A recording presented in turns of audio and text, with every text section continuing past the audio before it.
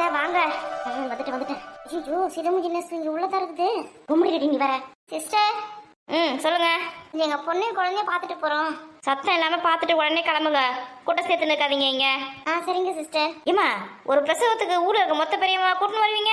அது அவங்களாம் எங்களோட சொந்தக்காரங்க, எங்க ஃப்ரெண்டுங்க, அக்கம் பக்கத்துல இருக்கிறவங்க. அவங்களாம் பக்கத்து வீட்டுல இருக்க பொண்ணுக்கு பிரசவ ஒளி வந்துச்சு சொல்லிட்டு எல்லாரும் எடுத்துட்டு ஹாஸ்பிட்டல்ல சேர்த்துருக்காங்க. ஆனா இந்த மாதிரி ஒரு கும்பலை இது வரைக்கும் நான் பார்த்ததே கிடையாது. இதோ கல்யாணத்துக்கு வந்திருக்கிற மாதிரி அவ்வளோ பேர் வந்திருக்கீங்க. இது ஹாஸ்பிட்டலா இல்லை மண்டபமா? இந்த பொண்ணு ரொம்ப ஓவரா பேசுது. கும்பிடுங்க அத்தை. சரி குழந்தைய பார்த்துட்டு உடனே கிளம்பிடுவாங்க. சரிம்மா, யாரும் இங்கே இருக்கக்கூடாது.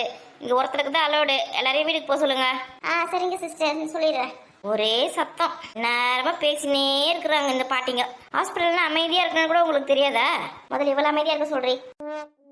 சீக்கிரம் பார்த்துட்டு கிளம்புங்க. சரிங்க சிஸ்டர். டாக்டர் ரவுண்ட்ஸ் போகிற டைம் ஆயிடுச்சு. கூட்டணும் யாரும் இருக்கக்கூடாது. வந்து குழந்தைங்க ரெண்டு பேராக பார்த்தீங்களா? கிளம்பி அவங்கள வீட்டுக்கு போக சொல்லுங்க. சரிங்க சிஸ்டர். அப்புறம் இன்னொரு விஷயம். சொல்லுங்க சிஸ்டர். குழந்தைக்கு தாய்ப்பால் தான் கொடுக்கணும். மற்றபடி வேற பவுடர் பால், மாட்டுப்பால் இதெல்லாம் கொடுக்கக்கூடாது. புரிஞ்சுதுங்களா? சரிங்க சிஸ்டர். அதுக்கப்புறம் சக்கரை தண்ணி தரேன், தேன் தரேன் சொல்லிட்டு எதையே கொடுத்துடாதீங்க. டாக்டர் பார்த்தா திட்டுவாரு. அதுக்கப்புறம் குழந்தைக்கு எதுனா ஆயிடுச்சுன்னா அப்புறம் நாங்கள் பொறுப்பு கிடையாது. என்னடி இவ இப்படி சொல்றா? முதல்ல குழந்தைக்கு தேன் தரணுடி, சக்கரை தண்ணியே தரணுடி. நீங்க வேற சும்மா சொல்லியிருக்காங்களா அதான் தரக்கூடாதுன்னு. என்னடி இது? என்னம்மா இங்க நான் பேசினேக்க குசு குசு நீங்க என்ன பேசினீங்க? அதோட இல்லைங்க சிஸ்டர், நாங்க அதெல்லாம் எதுவும் தர மாட்டோம் குழந்தைக்கு. முதல்ல குழந்தைக்கு அம்மாவோட முதல் பால் சீம்பால் தான் கொடுக்கணும். அதுல இருக்க நோய் எதிர்ப்பு சக்தி வேற எதுலையுமே கிடையாது. புரிஞ்சுதா சொல்றத? புரிஞ்சுங்க சிஸ்டர். குழந்தைகளுக்கு எப்பயுமே சுத்தமா வச்சுக்கணும். செருப்புலாம் வெளியிலேயே விட்டுட்டு வாங்க. உங்களெல்லாம் போட்டு வரக்கூடாது செருப்பு. செருப்புல வெளியில தான் சிஸ்டர் விட்டு வச்சிருக்கோம். சுத்தமா ரூமை மெயின்டைன் பண்ணணும். சரிங்க சிஸ்டர். கூட்டம் சேர்க்காதீங்க. ஒருத்தர் பார்த்துட்டு போங்க. நான் அது போயிட்டு வரேன். அதடி போயிட்டு அடியம்மா. ஏம்மா வசந்தி. வாங்கம்மா. சாமி ராசா என்ன பண்ணுது? தூங்குற குழந்தை எழுப்பதீங்க. எழுப்புல. வசந்தி உடம்பு எப்படி இருக்கு? நல்லா இருக்கா நீ? வயிறு வலி, இடுப்பு வலி எதுனா இருக்கா? அதெல்லாம் ஒண்ணும் இல்ல நீ கொஞ்சம் டயர்டா இருக்கு அவ்வளவுதான். சரி எதுனா இருந்துன்னா சொல்லு, டாக்டர் சொல்லலாம். அதெல்லாம் ஒண்ணும் இல்ல நீ நல்லா இருக்க நீ. பிறந்த மகராசா மகராசா. தாலாட்ட பட ஆரம்பிச்சிட்டீங்களா? சாமி தூங்குது. தங்க கட்டி என் வைரம். செல்ல குட்டிமா இது. என் வயிற கட்டிமா இந்த பட்டுக்குட்டிடி இது. தூங்குற குழந்தை எழுப்பாம விட மாட்டீங்க போல இருக்க. கொஞ்ச நேரம் பார்த்தா தூங்குறான். இவ்வளவு நேரம் முடிச்சிருந்தாம இருந்தா நீங்க உள்ள வரும்போது கரெக்டா தூங்கத்துக்கு ஆரம்பிச்சிருக்கா. தூங்கட்டும். ஏன் வசந்தி தையல் ஏதாவது போட்டாங்களா? நீ 3 தையலும் என்னமோ போட்டிருக்காங்க. நீ என்னது தையல் போட்டாங்களா? நார்மல் டெலிவரி தானே சொன்னாங்க. ஆபரேஷன் பண்ணி குழந்தை எடுத்தாங்க. அத்தாதீங்கத்த. ஆபரேஷன் பண்ணி குழந்தை இருக்குல்ல.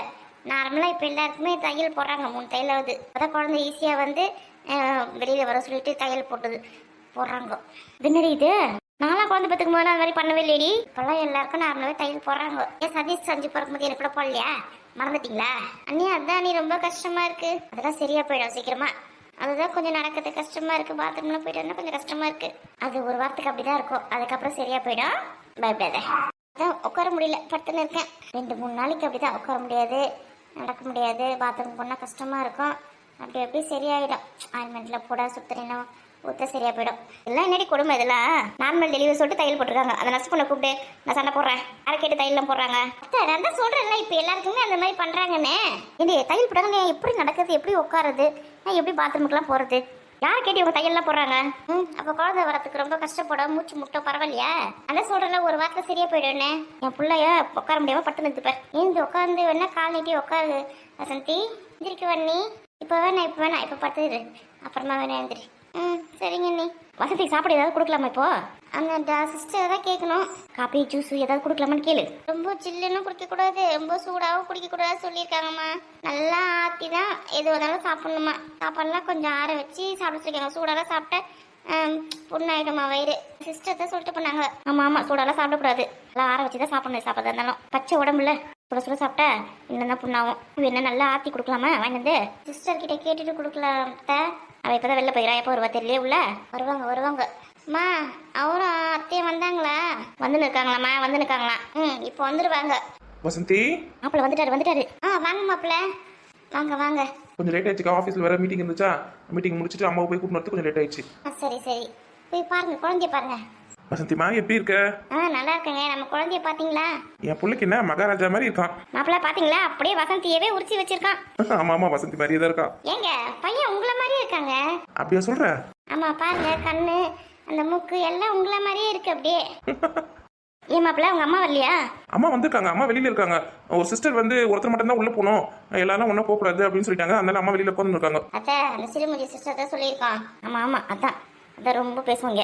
சரி அப்ப நான் வெளியில போறேன். நான் வெளியில போயிட்டு அவங்களை அனுப்பிச்சு விட்றேன். 2-3 பேர் இங்க உள்ள இருந்தேன்னு வச்சுக்கேன். அந்த சிஸ்டர் வந்து திட்டம், குழந்தை இருக்கிறதுல எதுக்கு கூட்டம் சரிங்க, சுத்தமத்தமா இருக்க மாட்டீங்களா அப்படின்னு. நீங்க இருங்க அத்தை, நான் பார்த்துட்டு போயிட்டு அம்மா உள்ள அனுப்பிச்சு விடுறேன். இருங்க நான் போய் அனுப்பிச்சு விட்றேன். அம்மா எங்க அத்தை உள்ள வர சொல்லுமா. சொல்லல அவங்க அத்தையை பார்க்கணுமா. நான் போய் அனுப்பிச்சு விட்றேன்.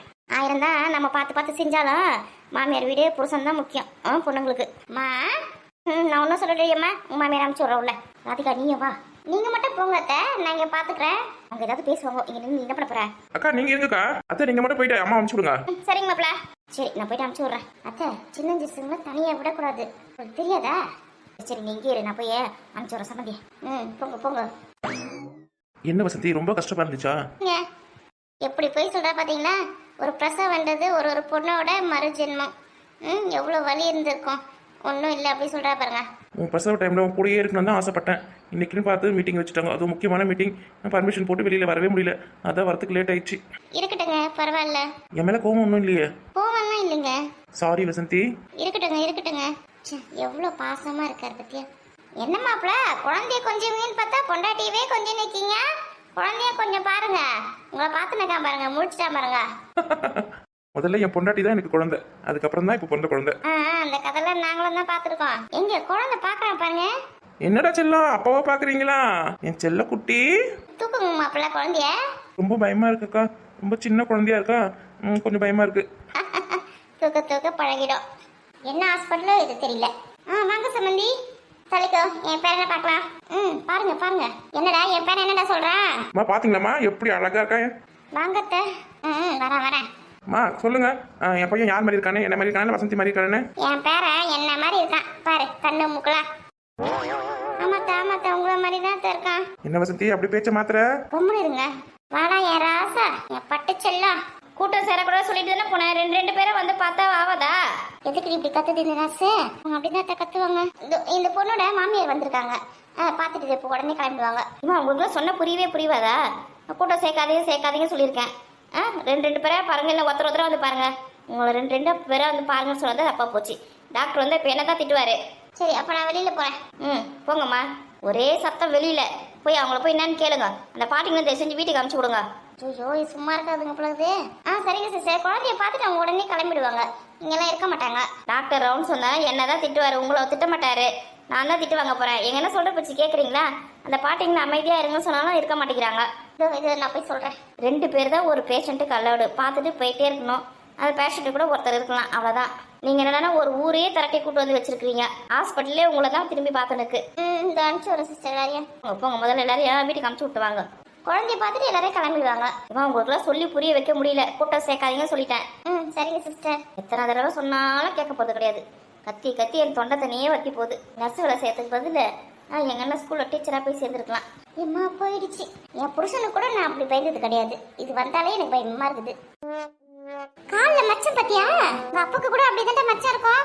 உங்க அப்பாக்கு இருக்க மச்சம் மாதிரி வலது கால்ல ஒரு பெரிய மச்சம் இருக்கு பாரு. அப்படியேமா? நான் கவனிக்கவே இல்லையம்மா. அட பாரு எவ்வளவு பெரிய மச்சம். இது நீ பாக்கலையா? அதிர்ஷ்ட மச்சம் இது. உங்க அப்பா சொல்லுவாரு, அவர் பிறந்த பிறகுதான் நீர் வீடு வாசல் காரு பங்களா எல்லாமே சம்பாதிச்சு வாங்கினாரு அப்படி சொல்லிட்டு. அதே மாதிரி உன் புள்ளியும் அதிர்ஷ்டக்காரன்டா. என் மருமக பாரு எனக்கு ஒரு அதிர்ஷ்டக்காரனை பெற்று கொடுத்துருக்கா. ஆமாமா நீ தான் இப்ப வசதி திட்டிட்டே இருப்ப பாரு. ஒரு அதிர்ஷ்டக்காரனை பெற்று கொடுத்துருக்கலாம். எங்க நீங்க வேற சும்மா இருங்க. ரொம்ப நேரம் இங்க இருக்க வேணாம். ஆபீஸ்ல பர்மிஷன் போட்டு தானே வந்த. நீ ஆபீஸ் கிளம்பு. கொஞ்ச நேரம் இருந்துட்டு போறமா? குழந்தைய பார்க்கறதுக்கு பர்மிஷன் போட்டு வந்த. கிளம்பு நீ ஆபீஸ்க்கு. முதல் வேலையை போய் பாரு. நான் பாத்துக்கிறேன் வசந்தியா. ஏமா நீங்க இங்க இருக்கீங்களா? ஒரு 1 மணி நேரம் இருக்கேன்டா. அதுக்கப்புறம் நான் வீட்டுக்கு ஆட்டோ பிடிச்சி போய்க்கிறேன். நீ முதல்ல ஆபீஸ் கிளம்பு. அப்படிமா சொல்றீங்க? நான் வேணா இன்னைக்கு லீவ் போட்டுறேமா? என்ன இன்னைக்கு முக்கியமான வேலை இருக்கு, மீட்டிங்லாம் இருக்குன்னு சொல்லி தானே வந்த. அதெல்லாம் சொல்லிக்கலாமா ஆபீஸ்ல? அதெல்லாம் ஒன்றும் தேவை கிடையாது. போய் வேலையை போய் பாரு போ. நீங்க கிளம்புங்க. ஆபீஸ் போங்க. உங்க வேலையை பாருங்க. என்ன சொல்ற வசதி? ஆபீஸ் போவேன் நானு. அதான் நான் தான் சொல்றேன்டா. திரும்ப அவகிட்ட எங்கடா கேட்டுன்னு இருக்க நீ? இங்க உனக்கு எந்த ஒரு வேலையும் கிடையாது. இருக்கிறவங்க பாத்துப்பாங்க. நீ கிளம்பு. வசந்தி உடம்பு பாத்துக்க வசந்தி. சரிங்க. எதுனா கால் பண்ணு. ஃபோன் பண்ணி சொல்லுவா இது வந்தாலும் நீ கிளம்பு. பொண்டாட்டி பிள்ளைங்க கூடயே இருக்கணும், ஆஃபீஸ் போறதுக்கே மனசு வராது. பொண்டாட்டி இருந்தா போதும், மற்ற எதுவுமே தேவை கிடையாது எனக்கு. என்னதான் மைக் வச்சு பாருங்க தெரியல. அக்கா பாத்துக்கங்க அக்கா, வசந்திய குழந்தைய பாத்துக்குங்க. சரிப்பா சரிப்பா, நாங்க பாத்துக்கிறோம். ஏன் அதெல்லாம் உங்களுக்கு தெரியாதா? அவங்க பொண்ணை எப்படி பாத்துக்கணும், அவங்க பேரம்பட்டியை எப்படி பாத்துக்கணும் உங்களுக்கு தெரியாதா? நீ கிளம்பு, மணி ஆகுது பாரு. 1 hour தான் பர்மிஷன் போட்டு வந்தேன். 1 hour முடிய போகுது, சீக்கிரம் போ. அம்மா ஒரு 10 நிமிஷம் இருந்துட்டு போறோமா? ஒன்னும் தேவையில்லை, கிளம்பு. என்னம்மா சத்தா? ஐயோ இந்த சிஸ்டர் இங்க தான் இருக்குதா? ஒன்னும் இல்லை சிஸ்டர். கூட்டம் சேராதீங்க, வெளியில போங்க. இதோ கிளம்பிட்டோம். இந்த ஹாஸ்பிட்டல்ல முதல்ல ஒருத்தர் மட்டும் தான் அலோவ் பண்ணுவாங்களாம். இப்படி கூட்டமா இருக்கக்கூடாது, கும்பல. யாருன்னா ஒருத்தர் பாத்துப்பாங்க, நீ கிளம்பு. வசந்தி எதனா வேணுமா? இதெல்லாம் வாங்கி தரணுமா? அதெல்லாம் இருக்கிறவங்க பாத்துப்பாங்கடா. பணத்தை செலவு பண்றதுன்னா முன்னாடி வந்து நின்னுப்பான். நீங்க இருக்கிறவங்க பாத்துக்க மாட்டாங்களா? அப்பல எதனா வேணும் நாங்க வாங்கி தரோம், நீங்க கிளம்புங்க. சாப்பிட ஏதாவது வேணுமா? ஏய் புள்ள பத்து பொண்ணுக்கு இப்ப எதுவும் கொடுக்க கூடாதுடா. சரி வசந்தி, எது வந்தாலும் கால் பண்ணு, நல்லா ரெஸ்ட் எடு, உடம்பு பாத்துக்கோ. சரிங்க. அப்படியே நடிப்பா புருஷன் தான் அப்படியே கொஞ்சம் பேசுவா. சரி சரி, எது வந்தாலும் ஃபோன் பண்ணுவாங்க, நீ கிளம்பு. இந்த துரத்தி வரதுலயே இருக்கீங்கம்மா நீங்க. ஏய் வேலை தானே முக்கியம். சரி வேணாம், நீ லீவ் போட்டு இங்கே இரு. அப்புறம் ஆஃபீஸ்ல இருந்து அனுப்பிச்சு விடுவாங்க மெயில. அப்புறம் வந்தும்மா அப்படி சொல்லிட்டாங்கம்மா இப்படி சொல்லிட்டாங்கம்மா, அப்புறம் வந்து என்ன சொல்லு, அப்ப பாத்துக்கிறோம். நான் நீங்க எதுக்குங்க பிரச்சனை, நீங்க கிளம்புங்க. சரி அக்கா பாத்துக்கங்கக்கா. சரிங்க தம்பி, பாத்துக்கிறேன். வசந்தி கரெக்டா வேலைக்கு சாப்பிட்டு மாத்திரை எல்லாம் கரெக்டா போடு. சரிங்க. ஏண்டா திரும்ப அவகிட்டே எதுக்கிட்ட பேசின்னு இருக்க? அவ ரெஸ்ட் எடுக்கட்டும், நீ கிளம்புடா. சாப்பிட்றதுக்கு மாத்திரை போடுறதுக்குலாம் அவளுக்கு தெரியாத, சின்ன குழந்தையா? புள்ளையே பெத்துட்டா, அதுக்கப்புறம் நான் சின்ன குழந்தை மாதிரி அவளை கொஞ்சம் இருக்கிற. கிளம்பு நீ முதல்ல. இங்க இருந்து வந்தியா, பொண்டாட்டியை பார்த்தோமா குழந்தைய பார்த்தோமான்னு போயினே இருக்கணும், அப்படியே நின்று நிற்பான். சரி வசந்தி, நான் கிளம்பு வசந்தி. என் செல்லம் அப்போ ஆஃபீஸ் போயிட்டு வரேன், பத்திரமா இருங்க. ஆமா திருப்பி டாட்டாப்பா அப்படி சொல்ல போகுது. தூங்கின்னு இருக்குது, அது எதுக்கு இப்போ நோண்டி எனக்கு தெரியல. பாய். எங்க பார்த்து பத்திரமா போயிட்டு வாங்க. அதெல்லாம் உனக்கு தெரியும், கிளம்புடா. எக்கிட்டு வாங்க அப்படியே. அக்கா கொஞ்சம் பாத்துக்கங்கக்கா வசந்தியா. நீங்க எதுவும் கவலைப்படாதீங்க, நான் பத்திரமா பாத்துக்கிறேன். எதுனால எனக்கு கால் பண்ணுங்க, உடனே வந்துடுறேன். அந்த குழந்தை பிறந்துச்சுல்ல, அதுக்கப்புறம் என்ன? இனிமே வந்து ரெஸ்ட் எடுத்துட்டு வீட்டுக்கு போய் சேர வேண்டியதுதான். ஓ வீட்டுக்கு எப்போ போங்க? வீட்டுக்கு நாளைக்கு அனுப்பிச்சு விட்டுருவாங்க. அப்போ வீட்டில் வந்து பார்க்குறேன். சரிங்க மாப்பிள்ள, நாங்க கிளம்பும் போது ஃபோன் பண்றோம். இன்னும் கிளம்பியாடா நீ? ஓகே பாத்துக்கலாம். இன்னும் அம்மாக்கு பயப்படுறாரு. ஒரு குழந்தைக்கு அப்பாவா ஆயிட்டாரு, இன்னும் அம்மாக்கு அப்படியே பயப்படுறாரு. இங்க பாரு வசந்தி, சும்மா பூச்சின்னு பட்டுன்னு கிடக்காத. எழுந்து உட்காந்து குழந்தைக்கு அப்பா பால் கொடு. குழந்தைக்கு அப்பா பசிக்கும், புரியுதா? அழுவும் போது குழந்தைக்கு பால் கொடு. அப்படியே பட்டுன்னு இருந்துன்னு வச்சுக்க, உடம்பு வந்து அப்படியே வாட்டப்பட்டு போயிடும். சரிங்க எழுந்து இப்படி நடமாடு, பட்டுன்னே இருக்காத. ஏற்கனவே உனக்கு பட்டுன்னு இருக்கிறது சொல்லியே தரத்தவல்ல. நேரமா வீட்டுல பட்டுன்னு தான் இருப்ப. இப்போ குழந்தை போட்டு சின்ன சாக்கு வச்சு அப்படியே பட்டுன்னு இருக்காத, புரிஞ்சுதா சொல்றதுலாம்?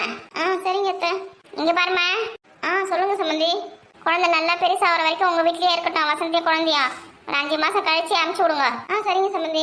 3வது மாசம் இல்லைன்னா அப்படியே இப்பயே கையோட அனுப்பிச்சு விட்டுலாம் அப்படிலாம் பார்க்காதீங்க. இங்க உட்கார வச்சு வேலை செய்யற அளவுக்கு இங்க யாருக்கும் தெம்பு கிடையாது.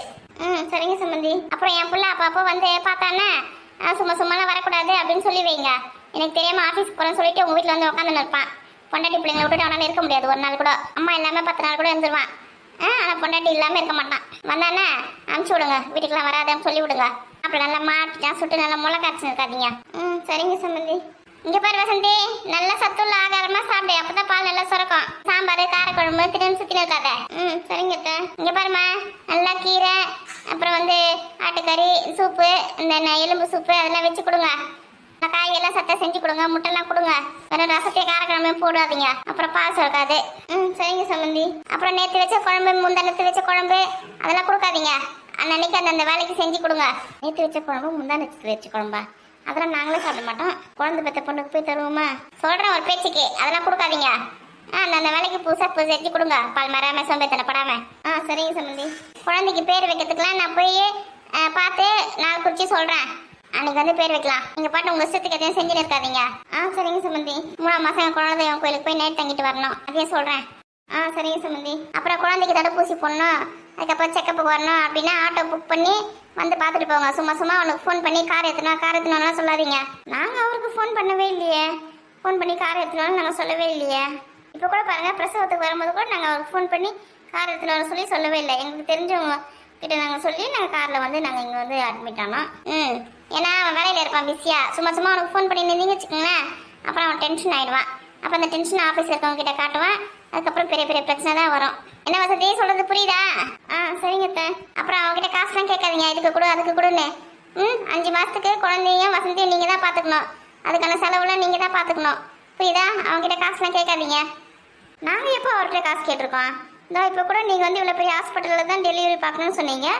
சரி நீங்க ஆசைப்படுறீங்களா சொல்லிட்டு கடனை உடனே வாங்கி இங்கே டெலிவரி பார்த்துன்னு இருக்கோம்.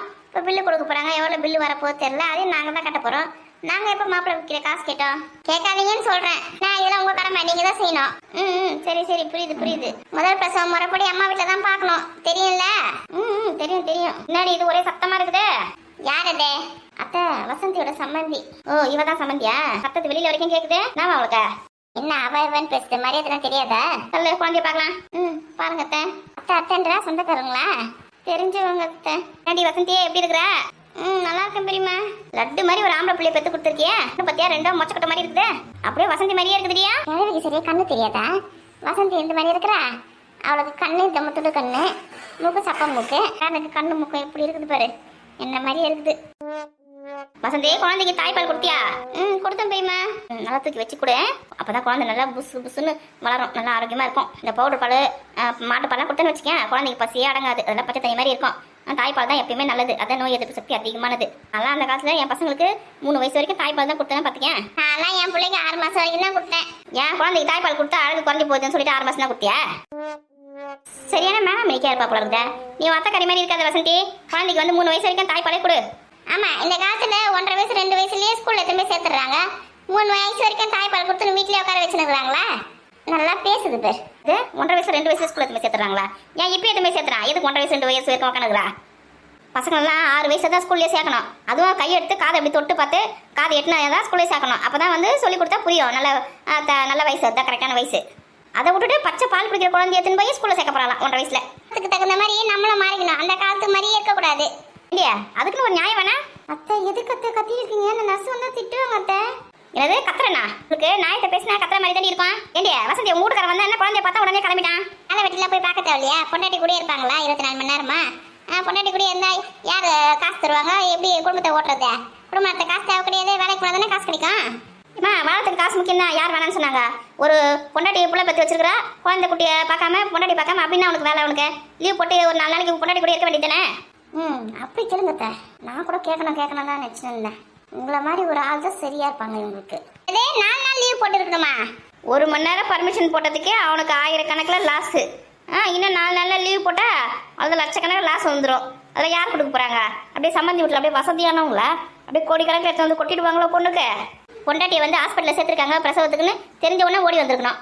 அப்பயும் வரல. குழந்தை பிறந்து 1 மணி நேரம் 2 மணி நேரம் கழிச்சு பொறுமையாக ஆத்தாளமாவும் வந்துருக்கிறீங்க.